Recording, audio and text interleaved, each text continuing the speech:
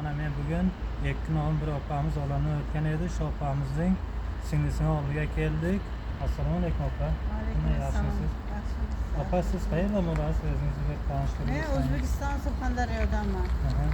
Surxondaryo viloyatidanman. Opamiz necha yoshda? Nima sababdan olamdan? Opam 55 yoshdalar. Insult oldilar opam. Davlatdan, nervdan davlatdan insult oldilar. O'zi qayerdan o'tdi?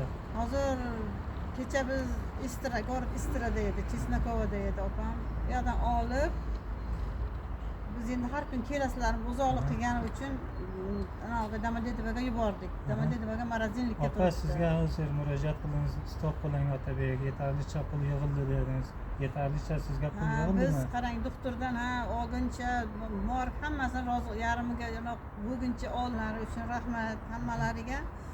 Alloh rozi bo'lsin ulardan qilgan yaxshiliklari uchun. Ro'za Ramazon oyida opam jon berdilar. Nima deymiz endi? Bu kunimda men dushmanimga ham ravo ko'rmayman. Opa, menga bir ekovlar aytdi. 2 oy oldin bu opa murojaat qilgan edi, ukam o'lib qolganda. O'sha ham rostmi? U akamning o'g'li edi. Aytdim-ku, bunday kunda men dushmanimga ham ravo ko'rmayman. Yaqinda akamning o'g'lini yubordik. Uni ham shu yuragi birdan to'xtab, birdan yuragi xohlamadi uni yashashni, bilmayman. Yurakdan dedi, nervdan dedimmi? Kichkina jahli tez edi, u jiyanim yosh edi. 91-yil edi. Uni ham tashlab keldik. Unga ham rahmat, o'shanga ham odamlar ancha yordam qildi. Yaxshi odamlar bor ekan, bilsam ko'nglim anavi bo'ldi, kichkina xursand bo'ldik. Qarindoshlarimiz ham hammasi duo qildi. Kim shu ehsonga qo'shilgan, duo yordam qilganlarga. Xususan mana shu Otabek ukamizga shunga ham murojaat qildim men, yana bu safar ham.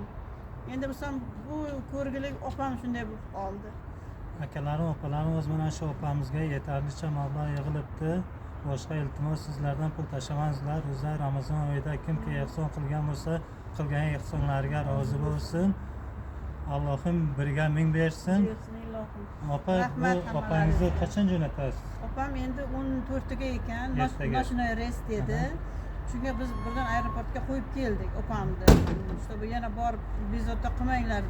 Boshliqlari ham aytdi.